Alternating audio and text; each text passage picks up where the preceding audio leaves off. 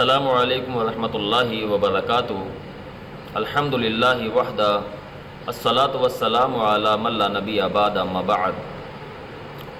محترم سامعین و ناظرین، جو حالات اور وقت آگے گزر رہا ہے، فتنے فساد بہت زیادہ بڑھ چڑھ رہے ہیں۔ دھوکہ دہی عام سی بات ہے۔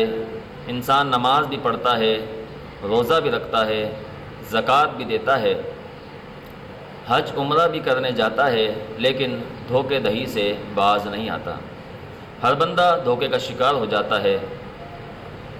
عبداللہ ابن عباس رضی اللہ تعالیٰ عنہ سے جامعہ ترمذی کے اندر صحیح آثار ثابت ہے۔ حدیث نمبر 2658 ہے۔ عبداللہ ابن عباس رضی اللہ تعالیٰ عنہ فرماتے ہیں، ثلاث لا یغل علیہن قلب مسلم، کہ تین چیزیں ایسی ہیں کہ اگر انسان اختیار کر لے تو وہ کبھی بھی اس کا دل دھوکہ نہیں کھا سکتا۔ وہ تین چیزیں کیا ہیں؟ آگے وہ تین چیزیں ارشاد فرماتے ہیں۔ نمبر 1، اخلاص العمل للہ، کہ عمل کے لیے اخلاص کا ہونا، اخلاص، مخلص ہو کے عمل کرے۔ کس کے لیے؟ اللہ کے لیے۔ جب وہ مخلص ہو کر اللہ کے لیے عمل کرے گا تو دھوکہ سے، دھوکہ دینے سے اور دھوکہ لینے سے بچ سکے گا۔ نمبر 2، مناصحۃ ائمۃ المسلمین، کہ جو مسلمانوں کے ائمہ ہیں ان کے لیے نصیحت کرنا، ان کو نصیحت کرنا۔ مناصحۃ ائمۃ المسلمین، مسلمانوں کے ائمہ کے لیے خیر خواہی کرنا، ان کے لیے درد فکر رکھنا، ان کے ساتھ خیر خواہی والا معاملہ اختیار کرنا۔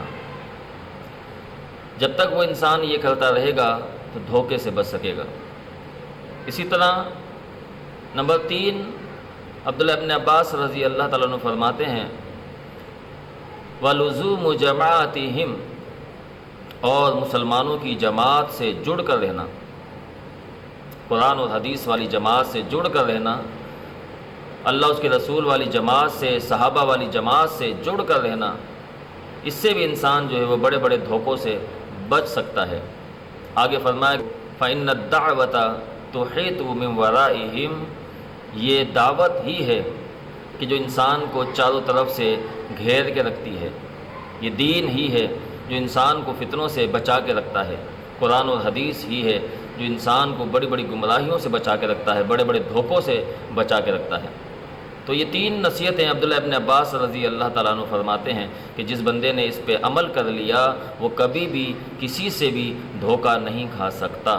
اللہ رب العالمین سے دعا ہے اللہ تعالیٰ میں سمجھ کی عمل کی توفیق عطا فرمائے۔ السلام علیکم ورحمۃ اللہ وبرکاتہ۔